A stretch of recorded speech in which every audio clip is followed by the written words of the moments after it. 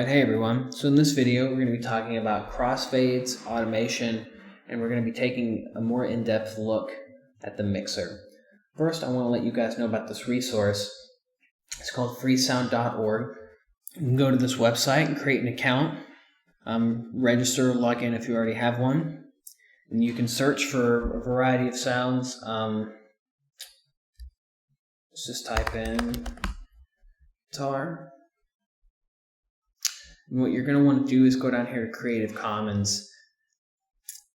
And these are all of the ones using this search term that are free and available to use. They're under the Creative Commons license, so it's a public license. And all of these you can download. You can click on them. You can listen to one. Guitar solo played by guitarist of rock band Roadside Break from Lithuania.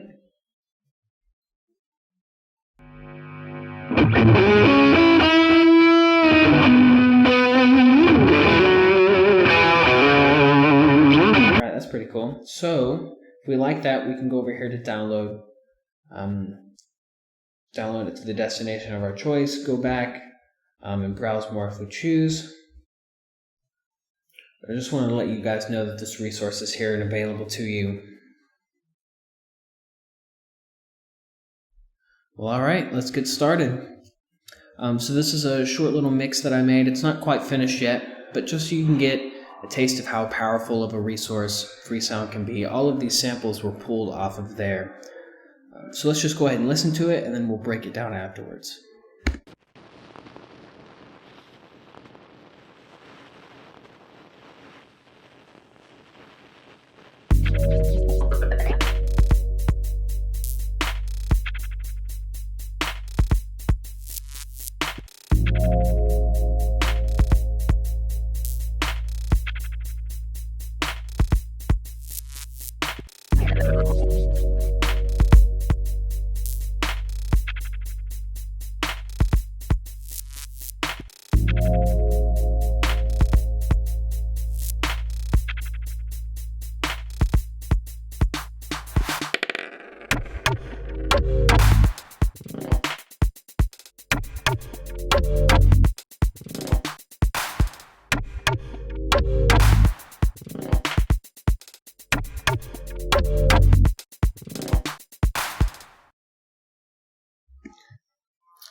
So if we notice, it's kind of broken down into three parts.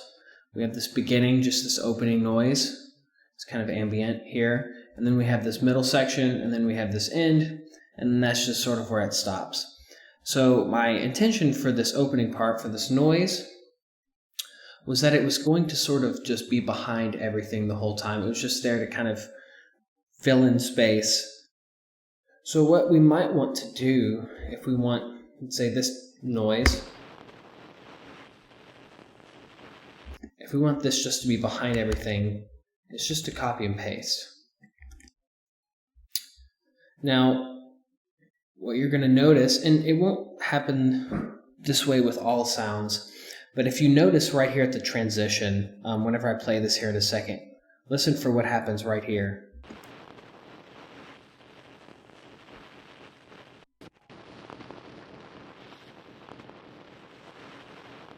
And again.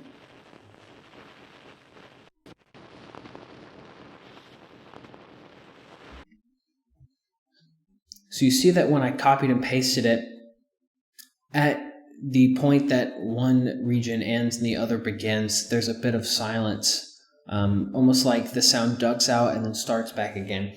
And that's not actually what we want. We want this noise to be constant and consistent throughout. So one way we can do this, we can just delete this one for now. So we can use what's called a crossfade. So normally, the way fades work in Studio One, you have on each side of the region these little triangles. And if you click and drag, your cursor will turn into a little pointer finger. Click and drag, and you can adjust the length of the fade on either side. And then if you touch the square here in the middle, you can change the curve of the fade. So you can make it logarithmic or exponential. And either of these might sound more natural than just a regular linear fade. But what we want to do is fade this sound in and this sound out simultaneously. And we could put them on separate tracks. We could put this one above here and start it a little bit earlier. And that would achieve a similar effect, but we can do the exact same thing just on one track. All we need to do for this, we can get rid of these fades just to make it a little more clear. Adjust this. We just want to click, and then we want to drag over. And then how far the overlap, how much they overlap, depends on how it sounds, the quality of the sound you're working with, whether it's short, whether it's kind of thunderous, or if it's short and percussive. So you'll use your ears to determine that, but you'll just want them to overlap. And if you right click, you'll get a bunch of options. You can reverse audio, and then create crossfades is what we want, or X is the shortcut for that. And as you see, it will quite literally make an X across the two regions that you have overlapping. So now if we listen to this again, you shouldn't hear that ducking in and out, and it should just sound like a constant stream of noise.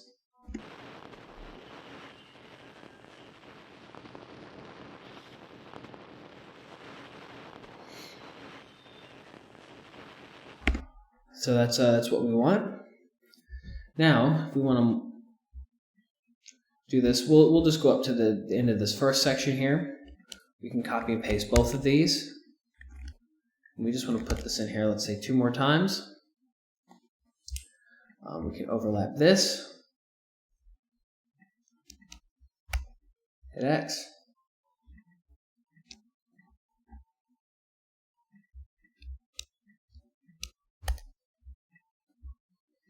And now we have consistent noise throughout the entirety of this first section.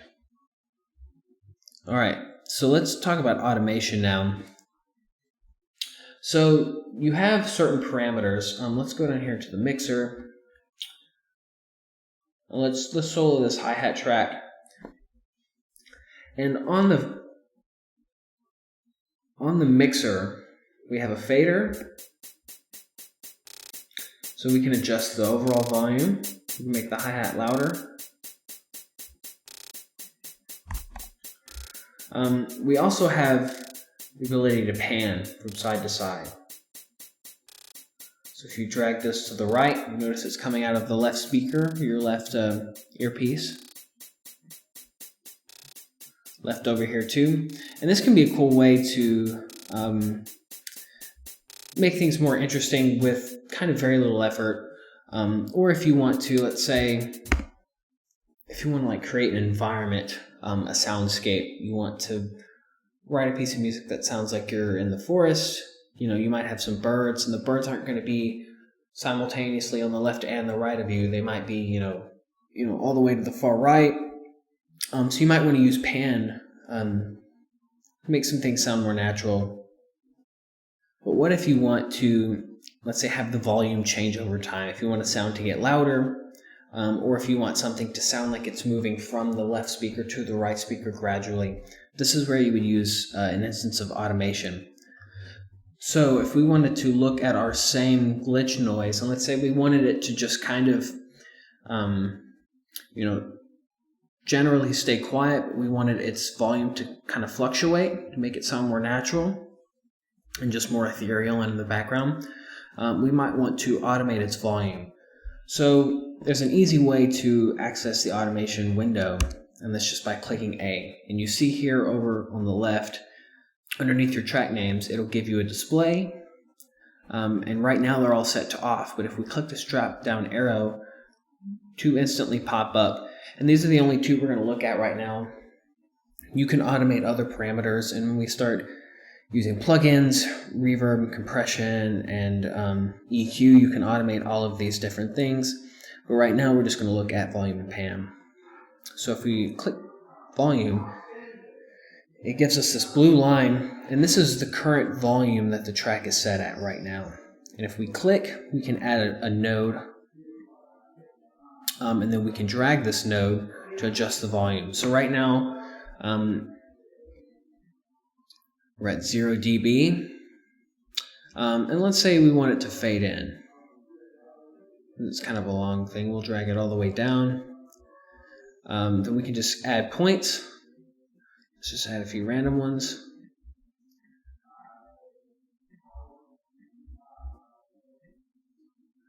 Let's say we want this one to go down a little bit.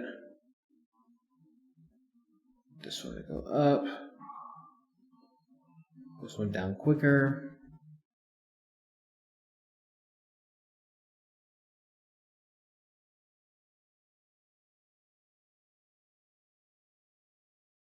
And let's say here at the end, kind of set up this transition. Have it go a little bit up. So let's just hear what this sounds like.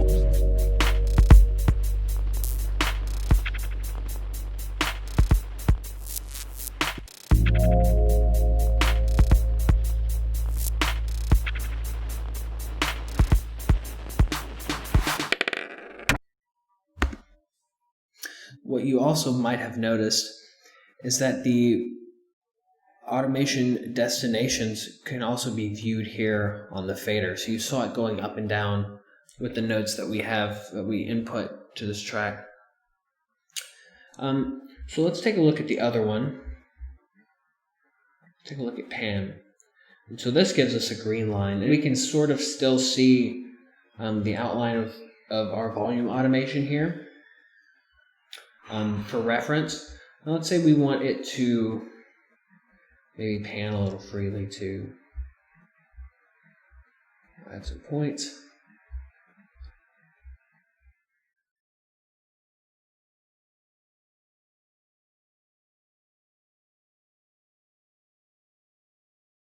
And now you don't have to set these kind of just randomly like I'm doing. You can be as specific as you want with them. It's not always necessary, but just use your judgment. So let's hear what this sounds like, and let's solo it so we can hear it in isolation. You can also view it here in the mixer. Well, let's hard pan so we can.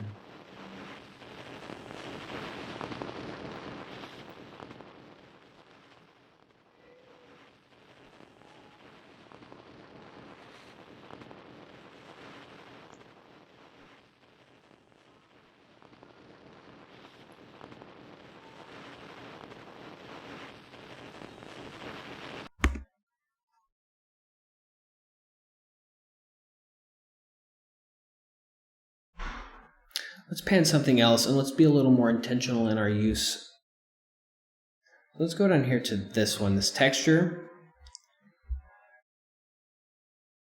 These sounds didn't really stand out in the mix, so let's just hear them in isolation.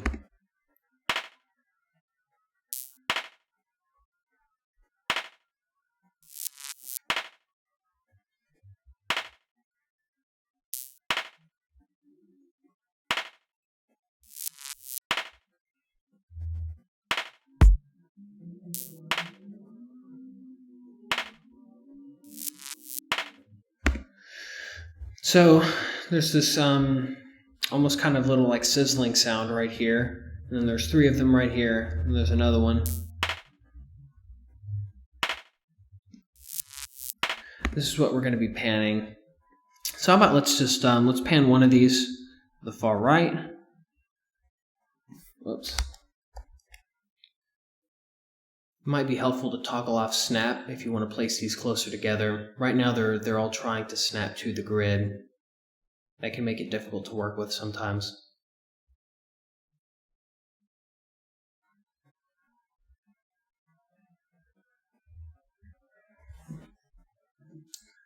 Let's pan these to the left.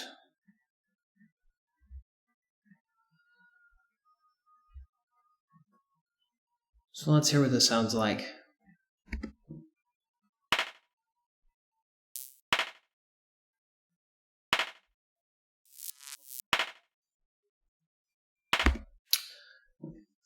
So since this is a 4-bar phrase and we want this to continue for the next 3 4-bar phrases, instead of having to do all of this manually for each time, there is a way that we can select these notes and copy and paste them. So if we click and drag here, copy, where did this begin? And we can click and drag all of them, just like that.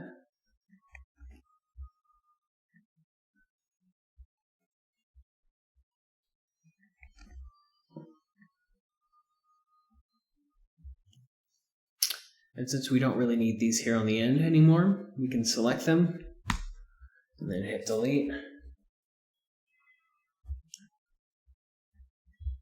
So let's hear what this sounds like together, both the volume and pan automation on our noise, and then pan on our little texture track here.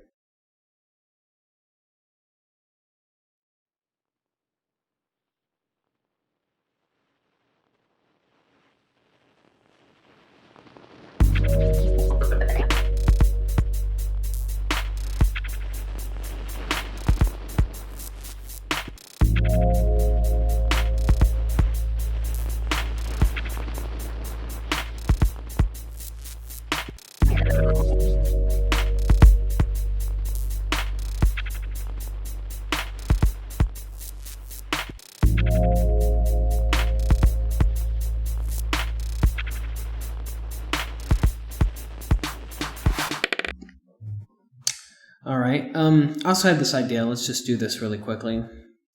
Let's automate this. Let's pan, let's say, from far right to far left. And then the opposite way when it goes down.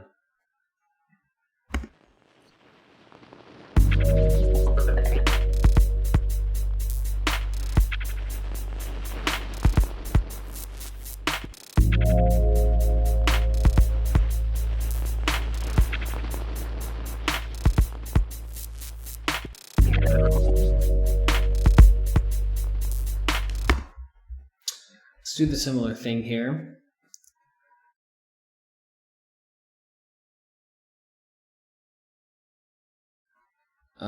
Let's move this.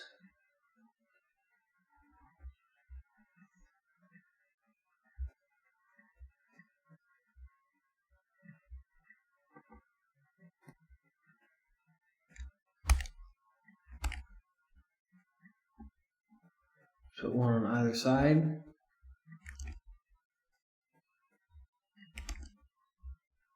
Just like that.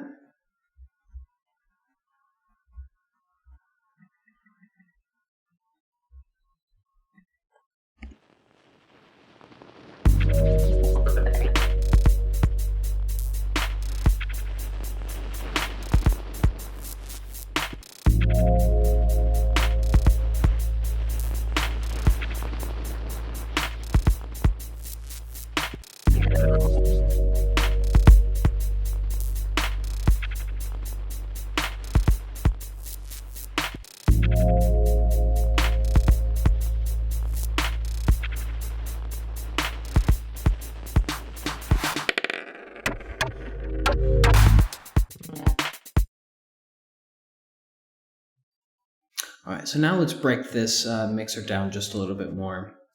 So let's just take this first track. Up here at the top we have inserts, and this is where we're going to put plugins. So if we hit this plus here, we can search for a variety of plugins, type in the name. So we can add an equalizer here, and then this will allow us to manipulate audio on this track according to this plugin. We can turn that on and off there. So if we add it and we want to listen to it and compare before and after, or we just don't like it at all and we would like to remove it, we can go down here to remove. Sends is a way to route audio from this track to another place, and we're going to have a whole separate video for the types of channels that we can create and send to in Studio One. Right below here, this none main, these are our inputs and outputs. So right now we don't have any input. So this is why this says none. If you were recording, you would want to make sure that your input, you might want to go down here to audio setup and then set up your inputs accordingly. Below here is the output. So the output for all of these tracks are the main. Again, if we had multiple outputs, we could then route them to various places. We have mute and solo. So if we mute one track, we can no longer hear the bass drum. If we want to solo it, then we will only hear this track, and it will automatically mute all the remaining tracks. We have our fader here for volume, our panner, which we can see here. And then here are the values for both volumes. So right here, we can type in a number, and it will adjust the fader for us. Right 100. So we can do it this way as well. So in here we can view the automation mode window. This will tell our automation how to behave